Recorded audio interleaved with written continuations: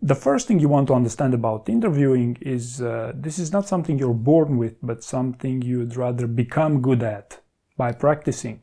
And an interesting example here is when I'm coaching, often my customers are actually themselves interviewers as part of their jobs in existing companies. And very often the people that I work with are HR people who are supposed to be very good at interviewing other people, but they don't understand there's a huge difference between being an interviewer and as opposed to being an interviewee. And more importantly, they understand that it is something you must practice quite a lot. Now, there are a couple of exceptions, people who are inherently good at interviewing, and these would be investment bankers or writers or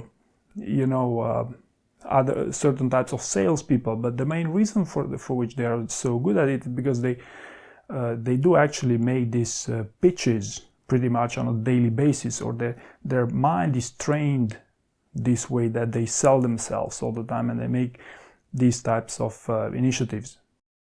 The second thing you must understand here is that preparing for an interview and preparing to become a good interviewer is actually hard work. And if I had to make an average of the reports only here on YouTube on how long it took people to prepare for an intense interview, that would be probably around 4 or 5 weeks average.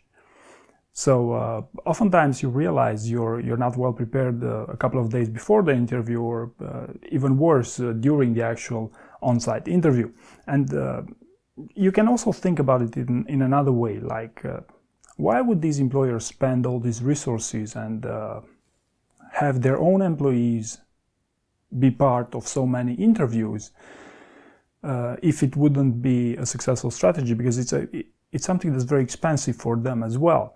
So if they invest all these resources, they automatically expect you to invest these resources as well, because they always want to raise the bar in a certain sense to these interviews.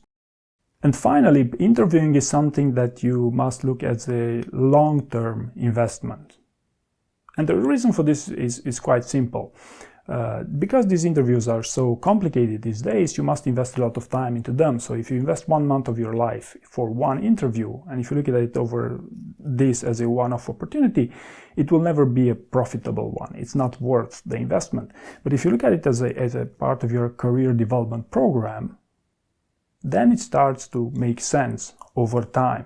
So this is the best argument I know against a more reactive approach. Also keep in mind, there are many people who are actually working in those same companies you're applying for and applying as internal candidates for better jobs. So they also realize the importance of interviewing as a process rather than a destination. Now, last but not least, interviewing is something you'll be surprised how useful it is getting through your day-to-day job. Because oftentimes these opportunities are a great opportunity for you to understand that becoming a great listener and becoming a great communicator and understanding more about this emotional intelligence is actually useful to get the job done and to become actually more successful in your career.